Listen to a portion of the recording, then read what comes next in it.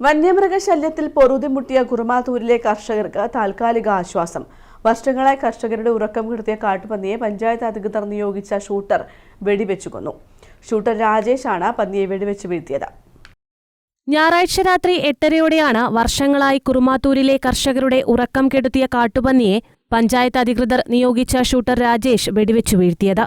തുടർന്ന് പഞ്ചായത്ത് അധികൃതരുടെ നേതൃത്വത്തിൽ പന്നിയെ സംസ്കരിച്ചു. ഇന്നലെ രാത്രി ഒരു 8:30-9 മണിക്കുള്ളിലാണ് ഈ സംഭവം ഉണ്ടായിരുന്നത്. പ്രേമാട്ടനാണ് എന്നെ 2-3 ദിവസമായി വിളിക്കുന്നത്. 2 ദിവസം വന്ന് നമ്മൾ നോക്കി 12 മണി വരെ നോക്കിയിട്ടും സാധനം കണ്ടിട്ടില്ല.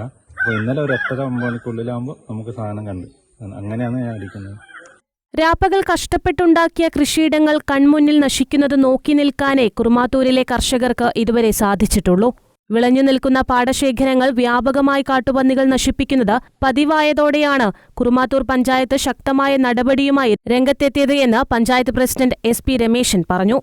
കുറുമാത്തൂർ ഗ്രാമപഞ്ചായത്തിന്റെ ഗ്രാമസഭകളിൽ കൃഷിക്കാർ നിരന്തരമായി ആവശ്യപ്പെട്ടുകൊണ്ടിരിക്കുകയായിരുന്നു അവരുടെ വിള നശിപ്പിക്കുന്നതിനെക്കുറിച്ച്.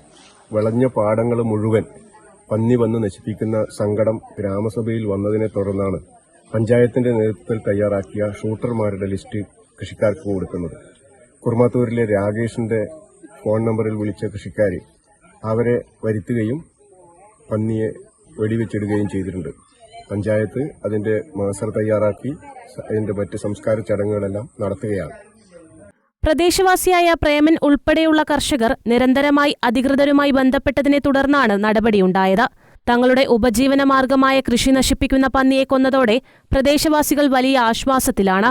പഞ്ചായത്ത് പ്രസിഡന്റും മെമ്പർ നൌഷാദ് പുതുക്കണ്ടവും മറ്റു ഉദ്യോഗസ്ഥരും ചേർന്ന് കർഷകനായ പ്രേമന്റെ സ്ഥലം സന്ദർശിക്കുകയും ചെയ്തു. വന്യമൃഗശല്യത്തിന് ശാശ്വത പരിഹാരം കാണണമെന്ന ഇവിടുത്തെ കർഷകരുടെ പ്രധാന ആവശ്യത്തിനാണ് ഇപ്പോൾ പരിഹാരമായിരിക്കുന്നത്. News bureau, Taliparamba.